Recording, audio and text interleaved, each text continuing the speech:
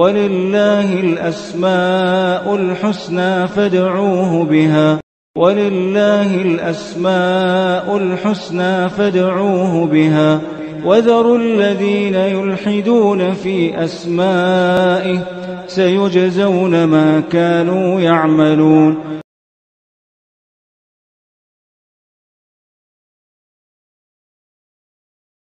بسم اللہ الرحمن الرحیم الحمدللہ رب العالمین وبہ نستعین وصلی اللہ وسلم علی سید الانبیاء والمرسلین وعلی آلہ واصحابہ اجمعین ومن تبعہم بإحسان الی یوم الدین اما بعد. اللہ رب العالمین کی توفیق اور اس کے فضل و کرم سے انشاءاللہ اللہ رب العالمین کی ایک صفت بدیع السماوات والارض، اس سے متعلق آج ہم جانیں گے انشاءاللہ. ہم قرآن مجید پڑھتے ہیں اور بدیع السماوات والارض بکثرت ہماری تلاوت میں یہ جملہ آتے رہتا ہے. یہ اللہ رب العالمین کی ایک صفت ہے. کچھ اہل علم نے کہا کہ بدیع یہ اللہ رب العالمین کے اسماء حسنہ میں سے بھی ہے. اسماء حسنہ میں سے نہیں ہے، یہ اللہ رب العالمین کی صفت ہے. اور اللہ رب العالمین کی صفت ہونا، اس کے نام ہونا ضروری نہیں ہے. اور جو بھی اس کا نام ہوگا، اسم اس کے جو اسماء حسنہ ہیں وہ اللہ رب العالمین کی صفت بھی ہے. یہ تو ہم شروع دن سے قواعد بتاتے آ رہے ہیں الحمدللہ. بہرحال تو بدیع السماوات والارض یہ جو اللہ رب العالمین کی صفت ہے، اس سے متعلق انشاءاللہ میں آپ کو اس کی تفصیل بتاؤں گا. اس سے پہلے چونکہ میں اکثر اس کا اہتمام کرتے رہتا ہوں کہ ہماری جو شریعت مطہرہ ہے عربی زبان میں ہے. عربی زبان میں تو عربی زبان میں ہے تو اس کا جو لفظ عربی میں ہے، عربی میں جو اس کا معنی ہے، عربوں میں وہ کس طرح سے مستعمل ہے، اہل عرب کیسے استعمال کرتے ہیں، ان کے پاس اس کا بنیادی اور گہرا فرق کیا رہتا ہے، وہ ہم جانیں گے تو پھر اس کی جو اصل روح ہے وہ ہم سمجھ پائیں گے. چونکہ میں اس لیے بات بتا رہا ہوں، اگر ہم کہتے ہیں کہ زمین و آسمان کو پیدا کرنے والا بدیع السماوات والارض، تو پھر خلق کے معنی کیا ہیں، فاطر السماوات والارض کے معنی کیا ہو جائیں گے، پھر ذرا اور انشاء اس کے معنی کیا ہوں گے، برا اس کے معنی کیا ہوں گے. سب کے معنی پیدا کرنا ایسا تو نہیں نا. پیدا کرنے کی جو کیفیت ہے اور اس کے اندر جو تنوع ہے وہ سب ہے اس کے اندر. جیسے فاطر السماوات والارض کہتے ہیں، زمین و آسمان کو صرف پیدا کرنا نہیں، اس میں خراش تراش اور اس میں جو نقش و نگار کسی چیز کو بالکل منقش کرتے ہیں نا، وہ سب تفصیلات اس کے اندر آتے ہیں. برا کے معنی یہ آتا ہے کہ جو ہے کسی عدم کو جو چیز تھی نہیں اسے وجود میں لانا. انشاء یہ بھی ایک لفظ ہے، اس کے معنی صرف پیدا کرنے کے نہیں ہیں، پیدا کرنا اور پیدا کر کے اس کو پالنا بڑھانا، بولتے ہیں نا کسی چیز کو پروان چڑھانا. جیسے درخت ہے، اللہ نے اسے پیدا کیا اور اسے تناور درخت تک بناتا ہے اللہ رب العالمین. ذرا کے معنی ہے پیدا کرنا، پیدا کر کے پھیلانا. تو یہ سب بنیادی فرق ہے. خلق کے معنی میں صرف پیدا کرنا، صرف خلق اتنا ہی معنی نہیں، اس کے اندر اور گہرائی ہے اس کے اندر. یہ باتیں میں اس لیے بتا رہا ہوں کہ ہم کو اس فرق کے ساتھ جانیں گے تو پھر قرآن مجید کی جو روح ہے وہ سمجھ میں آئے گی. تو عربی زبان میں بدیع السماوات والارض، یہ جو بدع یعنی حرف الباء، حرف الدال، الحرف العین، بدع، یہ جو فعل ہے بنیادی طور پر اس کے دو معنی آتے ہیں. کتنے؟ دو معنی. ایک معنی وہ ہے جو ہمارے موضوع میں داخل نہیں ہے، لیکن اہل عرب کے ہاں وہ لفظ اس معنی میں استعمال ہوتا ہے، بتاؤں گا بھی آپ کو انشاءاللہ. ایک دوسرا معنی بھی آتا ہے اس کا، وہ ہمارے آج موضوع میں داخل ہے. جب ہم کہتے ہیں بدیع السماوات والارض، اس کا جو پہلا معنی ہے اہل عرب کے ہاں جو مستعمل ہے، اور احادیث میں بھی اس کا استعمال ہے اس معنی میں. جب اہل عرب کے ہاں بدع کا ایک معنی یہ آتا ہے، جب کہتے ہیں کہ الانقطاع والکلال، یعنی کسی جانور کا، کسی سواری کا یا کسی بھی شخص کا تھک جانا اور کام کو کرتے کرتے رک جانا. الانقطاع کام سے رک جانا، اور الکلال یعنی بیزار کی محسوس کرنا، تھک جانا اور کام کے قابل نہیں رہنا. بات واضح ہوگی آپ کو. اہل عرب کہتے ہیں کہ ابدیعت الراحلہ، مطلب یہ ہے کہ جو سواری ہے، الراحلہ کہتے ہیں سواری کو، الراحلہ سفر کو کہتے ہیں، الراحلہ ابدیعت الراحلہ مطلب یہ ہے کہ سواری اب کام کی نہیں رہی، مطلب تھک گئی یا کچھ ہو گیا. جیسے آج ہم کہتے ہیں نا ہماری گاڑی پنچر ہو گئی، اب جانے کے قابل نہیں ہے، یا اس میں پیٹرول نہیں ہے، آگے جا نہیں سکتی ہے، کچھ اندر جو یہ کہتے ہیں نا ہم، بالکل وہی معنی اہل عرب کے ہاں مستعمل ہے، ابدعت الراحلہ. یعنی مطلب یہ ہوتا ہے کہ جو ہے وہ ابھی کسی کام کی نہیں، اذا قلت، جب وہ تھک جائے اور وہ چلنے کے قابل نہ رہے، اس کے اندر کی صلاحیت ختم ہو جائے۔ عربی زبان میں کہا جاتا ہے کہ ابدع الرجل، ابدع الرجل، مطلب یہ کہ اذا قلت رکابہ، جب اس کی جو سواری ہے جس پر وہ جا سکتا ہے، آتا ہے، اب وہ کام کی نہیں ہے کہ اب اس کے لیے کوئی گنجائش نہیں ہے۔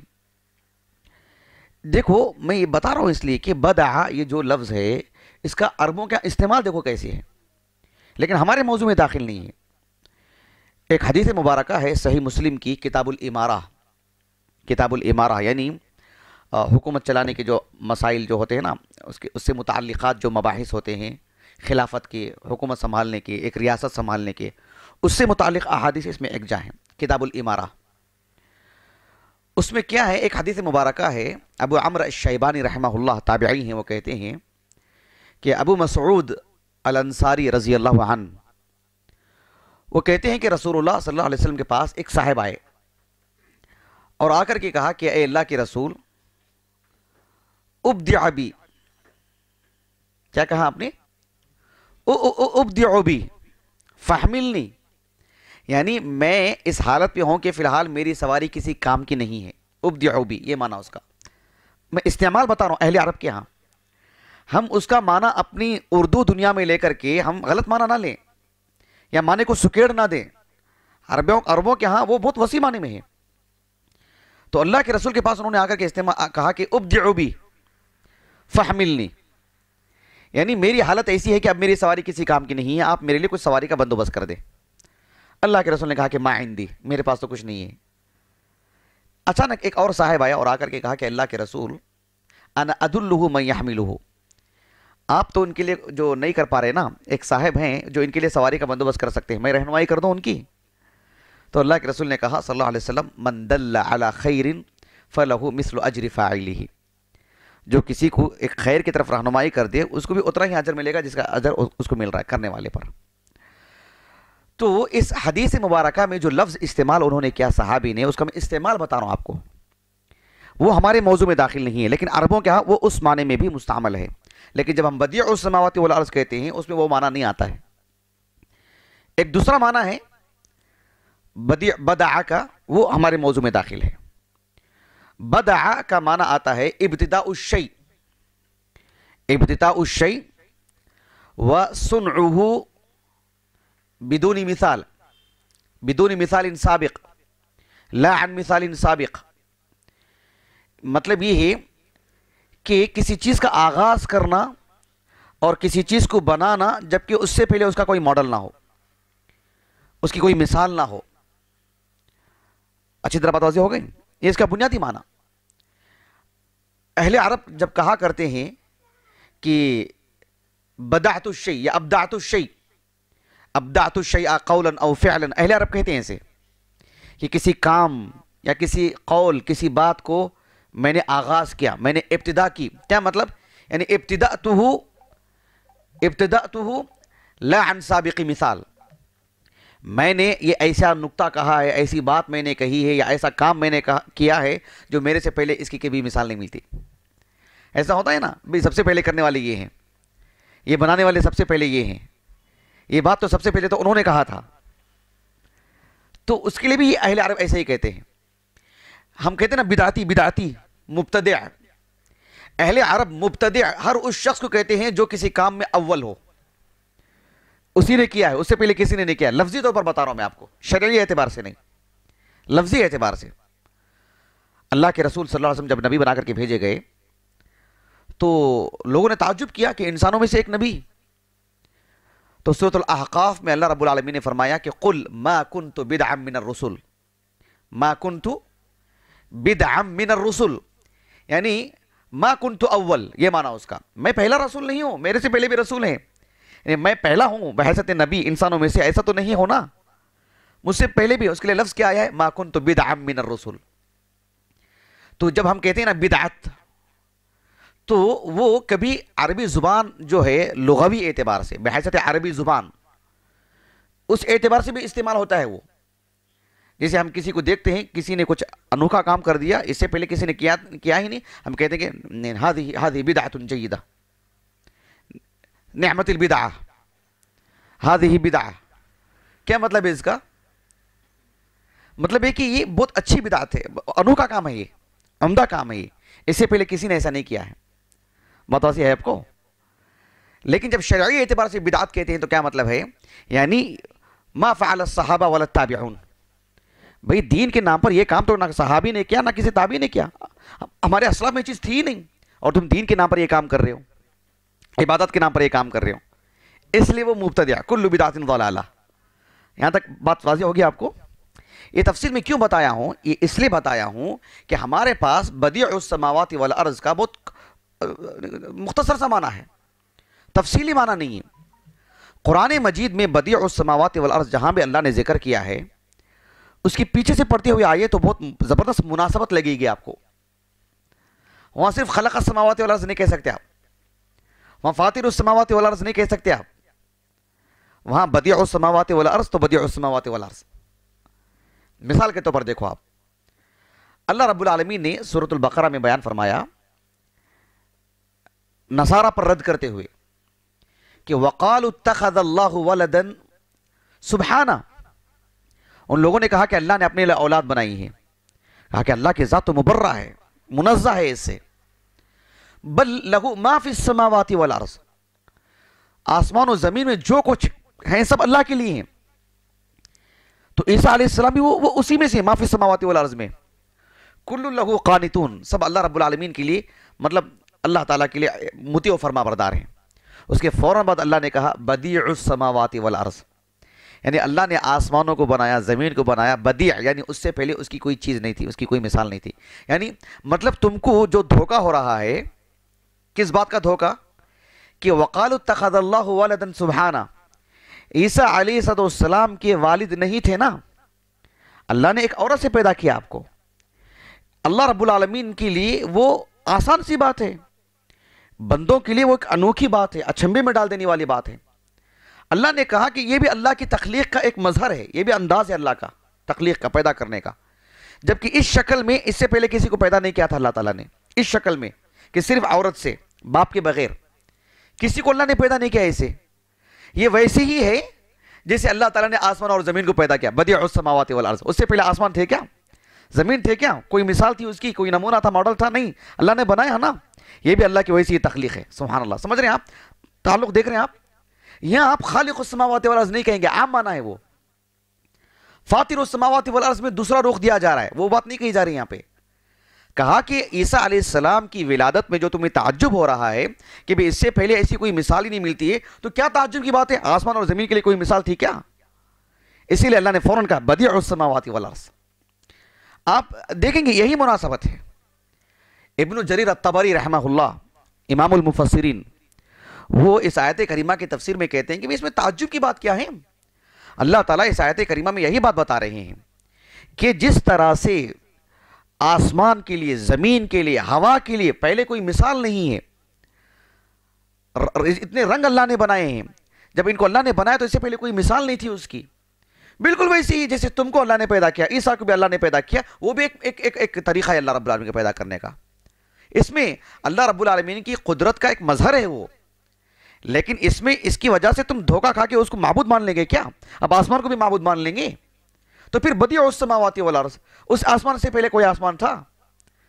زمین سے پہلے کوئی زمین تھی؟ نہیں نا. بدیع ہے اللہ رب العالمین، جو وہی ذات جو عیسیٰ کو پیدا کی ہے علیہ السلام. بات واضح ہوگی آپ کو؟ سورۃ الانعام میں دیکھو آپ، سورۃ الانعام میں اللہ رب العالمین نے فرمایا کہ غالباً میں سمجھتا ہوں 100 کے قریب آیات دیکھو. کہا کہ وَجَعَلُوا لِلَّهِ شُرَكَاءَ الْجِنِّ وَخَرَقُوا لَهُ بَنِينَ وَبَنَاتٍ بِغَيْرِ عِلْمٍ سُبْحَانَهُ وَتَعَالَى عَمَّا يَصِفُونَ. وَجَعَلُوا لِلَّهِ شُرَكَاءَ الْجِنَّ وَخَلَقُوا لَهُ بَنِينَ وَبَنَاتٍ بِغَيْرِ عِلْمٍ وَخَرَقُوا لَهُ بَنِينَ وَبَنَاتٍ بِغَيْرِ عِلْمٍ سُبْحَانَهُ وَتَعَالَى عَمَّا يَصِفُونَ. اللہ رب العالمین نے فرمایا کہ یہ جنوں کو ان کی جو طاقت ہے، ان کو جو اللہ رب العالمین نے مطلب جو قوت عطا فرمائی ہے، ان سب چیزوں کی وجہ سے وہ جیسے ملائکہ کو یا عیسیٰ علیہ السلام کو یا جنوں کو یا دیگر مخلوقات کو یہ جو اللہ کی بیٹے اور بیٹیاں جو قرار دیتے ہیں، تو اللہ رب العالمین نے فرمایا کہ بدیع السماوات والارض، فوراً اس کے بعد انا یکون لہ ولد، اللہ کے لیے اولاد کیسے ہو سکتی ہے؟ ولم تکن لہ صاحبہ، اس کے لیے تو کوئی عورت ہی نہیں ہے، بیوی ہی نہیں ہے، اولاد کہاں سے ہو سکتی ہے اس کو؟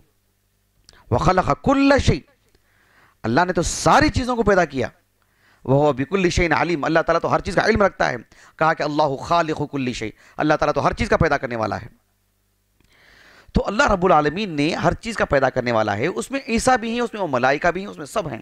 تو اللہ رب العالمین نے کہا کہ بدیع السماوات والارض، یہاں بھی اسی مناسبت سے یہ اللہ رب العالمین کا بہت بڑا نام ہے، بہت بڑا نام ہے۔ اس نام سے کوئی اللہ سے دعا کرتا ہے تو اس کی دعا رد نہیں ہوتی ہے، بہت بڑا نام ہے اللہ رب العالمین کا۔ یہ صفت جو ہے بدیع السماوات، بدیع کے معنی کیا ہے؟ مبدع، جیسے ہم کہتے ہیں نا سامع سے مسمع، ہم کہتے ہیں نا عذاب علیم، عذاب علیم کہتے رہتے ہیں نا، قرآن میں پڑھتے رہتے ہیں نا۔ علیم، علیم کے معنی کیا ہے؟ مؤلم، یعنی تکلیف دینے والی چیز، اسی سے علیم فاعل کے وزن پر، جیسے جس طرح سے یہ ہے نہیں، یعنی ابھی جو نام پڑھ رہے ہیں بدیع، یہ اصل میں مبدع ہے، مبدع یعنی پیدا کرنے والا، جس کے لیے پہلے سے کوئی مثال نہیں، اسی کو بدیع فعیل کے وزن پر، جس کے اندر مبالغہ کا معنی آتا ہے، زیادتی کا معنی آتا ہے، کثرت کا معنی آتا ہے، قوت کا معنی آتا ہے۔ تو یہ جو صفت ہے اللہ رب العالمین کی، بہت عظیم صفت ہے۔ ایک حدیث مبارکہ ہے سنن ابی داؤد، سنن ترمذی، سنن ابن ماجہ، سنن نسائی، میں جو پڑھ کے سنا رہا ہوں وہ سنن نسائی سے، جو الفاظ جس ترتیب سے پڑھ کے سنا رہا ہوں۔ رسول اللہ صلی اللہ علیہ وسلم کے ایک صحابی انس بن مالک رضی اللہ عنہ، وہ کہتے ہیں کہ میں رسول اللہ صلی اللہ علیہ وسلم کے ساتھ بیٹھا ہوا تھا، کنت جالسا مع النبی صلی اللہ علیہ وسلم، میں رسول اللہ کے ساتھ بیٹھا ہوا تھا صلی اللہ علیہ وسلم، ورجل قائم یصلی، اور ایک شخص نماز پڑھ رہے تھے مسجد میں، فلما رکع وسجد وتشہد دعا، جب وہ شخص رکوع میں گیا، پھر سجدے میں گیا، پھر تشہد میں بیٹھا، جب وہ شخص تشہد میں بیٹھا، صحابی رسول رضی اللہ عنہ، تو انہوں نے دعا بھی کی تشہد میں اور بلند آواز سے، اور دعا میں کیا کہا انہوں نے؟ کہا کہ اللہم انی اسألک، اللہم انی اسألک، اے اللہ میں تجھ سے سوال کرتا ہوں، لا الہ الا انت، تیرے علاوہ کوئی سچا معبود نہیں ہے، المنان، ہم نے اس پر کبھی دراسہ نہیں کیا نا، ہمارے درس میں کریں گے انشاءاللہ، کہا کہ المنان بدیع السماوات والارض یا ذا الجلال والاکرام یا حی یا قیوم اسألک، اے اللہ تو المنان ہے، تو بدیع السماوات والارض ہے، یا ذا الجلال والاکرام جس پر تو درس ہو چکا ہے الحمدللہ، یا حی یا قیوم، کہا کہ اسألک، اب میں تجھ سے سوال کرتا ہوں۔ اللہ کے رسول صلی اللہ علیہ وسلم جب اس دعا کو سنے، ان سے صحابہ سے کہا کہ تدرون بما دعا، ہل تدرون بما دعا، اللہ رب العالمین سے جو انہوں نے دعا کی، اللہ کے کن ناموں سے کن صفات سے دعا کی پتہ ہے آپ لوگوں کو؟ صحابہ نے کہا کہ اللہ و رسولہ اعلم، اللہ اس کے رسول بہتر جانتے ہیں۔ اس صحابہ کا ایک مزاج تھا، جب کوئی چیز لگتی ہے تو صحابہ بہت سنبھل جاتے کہ بھئی کچھ تو نہیں بول دینا چاہیے، کہا کہ اللہ اس کے رسول بہتر جانتے ہیں۔ اللہ کے رسول نے کہا صلی اللہ علیہ وسلم والذی نفسی بیدہ، جس کے ہاتھ میں میری جان ہے، قد دعا اللہ باسمہ العظیم، اللہ تعالیٰ کے عظیم نام سے انہوں نے دعا کی ہے، اذا دعی بہ اجابا، اس نام سے، ان ناموں سے کوئی اللہ سے دعا کرتا ہے اس کی تو دعا اللہ قبول ہی کرتے ہیں، وَإِذَا سَأَلَ بِهِ أَعْطَى، اس نام کے حوالے سے کوئی اللہ سے دعا کر دیتا ہے پھر تو اللہ تعالیٰ اسے عطا ہی کرتے ہیں۔ صحیح حدیث ہے سندن، شیخ البانی نے صحیح کہا رحمہ اللہ۔ تو بدیع السماوات والارض اللہ تعالیٰ کا نام تو نہیں ہے، اللہ کی صفت ہے، لیکن کس تناظر میں سمجھنا ہے اس کی ضرورت ہے، کہ اللہ سبحانہ و تعالیٰ سے متعلق جب بندہ یہ سمجھتا ہے کہ اللہ تیری تخلیق انوکھی ہے، بے مثال ہے، بلکہ تیرے لیے کسی مثال کی ضرورت نہیں ہے، ایک ماڈل کی ضرورت نہیں ہے، اور تو اول وہلہ میں سب سے عمدہ تخلیق کرنے والا ہے، اور میرے لیے تو جو مسائل ہیں، میرے لیے جو دنیا کی جو چیزیں ہیں، اس کے لیے تجھے مطلب کسی طرح کا کوئی ماڈل یا کوئی تجربہ نہیں، تو میرے لیے یوں ہی کر دے سکتا ہے، ایسے ہی سمجھ رہے ہیں آپ؟ جو مجھے ضرورت ہے، جو میں مانگتا ہوں، جس کی مجھے حاجت ہے، اس کے لیے جو مطلب جو چاہیے تو یوں ہی دے دیتا ہے تو. سبحان اللہ.